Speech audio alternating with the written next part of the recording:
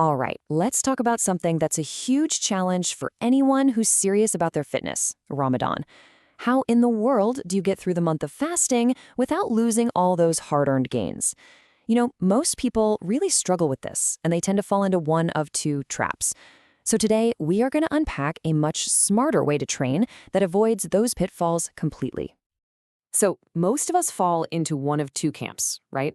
First, you've got the hero. This is the person who just tries to power through, training like nothing's changed. And what happens? They crash and burn. We're talking burnout, injury, the works, usually within a week. Then you've got the defeatist, who just throws in the towel, skips the gym for 30 days, and ends up losing a ton of strength and muscle that'll take months to get back.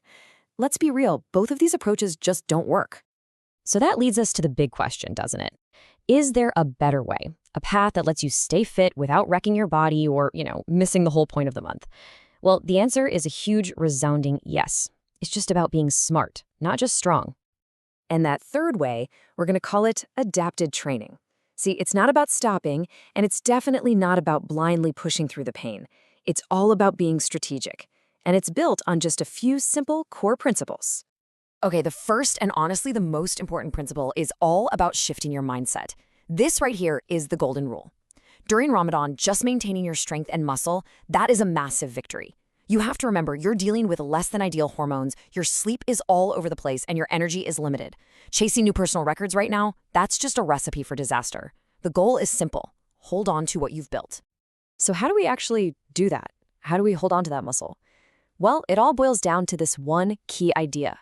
Intensity, meaning the actual weight you're lifting, is so much more important than volume, which is just the total number of sets and reps you do. See, lifting heavy things sends a powerful signal to your body to keep that muscle around. Piling on a ton of volume, on the other hand, just digs a huge recovery hole that you can't climb out of when you're fasting. And here's where it gets really interesting, because we can see what this looks like in practice. Let's take a normal bench press workout, maybe 5 sets of 10, that's 50 total reps, at a pretty moderate weight. During Ramadan, you flip that whole script. You drop down to just 3 sets of 5, only 15 total reps, but you crank up the intensity to 85% of your max. See what happened? You've slashed your volume by more than 2/3, but you sent that powerful signal to your muscles to stick around. That's training smart. Now, to round out the strategy, there are just 3 more principles. First, dial about how often you train. 3 to 4 sessions a week is the absolute max, because you need that extra recovery time. Second, keep your workouts short and sweet, no more than 75 minutes. Any longer and your stress hormones just go through the roof. And finally, be efficient. Stick to the big, heavy compound lifts, squats, deadlifts, bench press. You know the drill. They give you the most bang for your buck. All right, so we've covered the what and the how, but there's still a huge piece of the puzzle left, the when. Seriously, the time you choose to train can literally make or break your entire strategy for the month. You really have 2 solid options here. The first is training after iftar. And yeah, you'll be fueled, you'll be hydrated, you'll feel pretty strong. But the big downside is that it can mess with your digestion and pushes your bedtime way too late, which wrecks your sleep. And that's why the highly recommended option is actually training just before iftar. Yes, you'll be training on an empty stomach, and your performance might take a little hit. But the payoff is huge. Your iftar meal becomes the perfect post-workout fuel, kicking recovery and muscle preservation into high gear. Okay, now this is really important.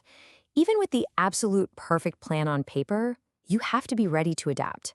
Your body is going to give you feedback, and it is absolutely crucial that you listen to its alarm signals.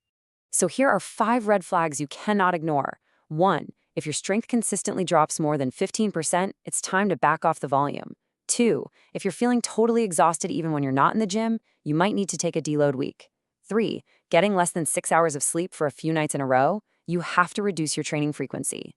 And finally, any new joint pain or really rapid weight loss, those are immediate signs to stop, take a step back, and figure out what's wrong.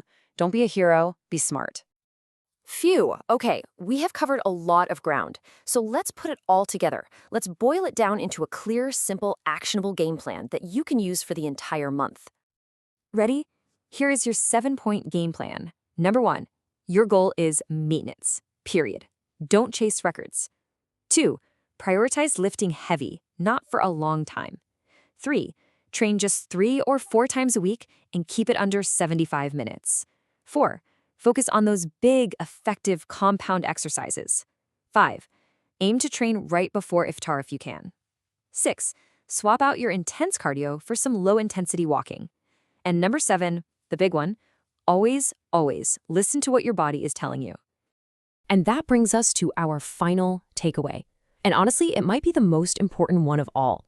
You can have the perfect diet, you can have the perfect training plan, but it is all built on one single pillar: sleep. I want you to remember this. You can get everything else right, but if you neglect your sleep, your results will be catastrophic. It is without a doubt the single most impactful and the most underestimated factor for your success during Ramadan. Something to really think about long after this is over.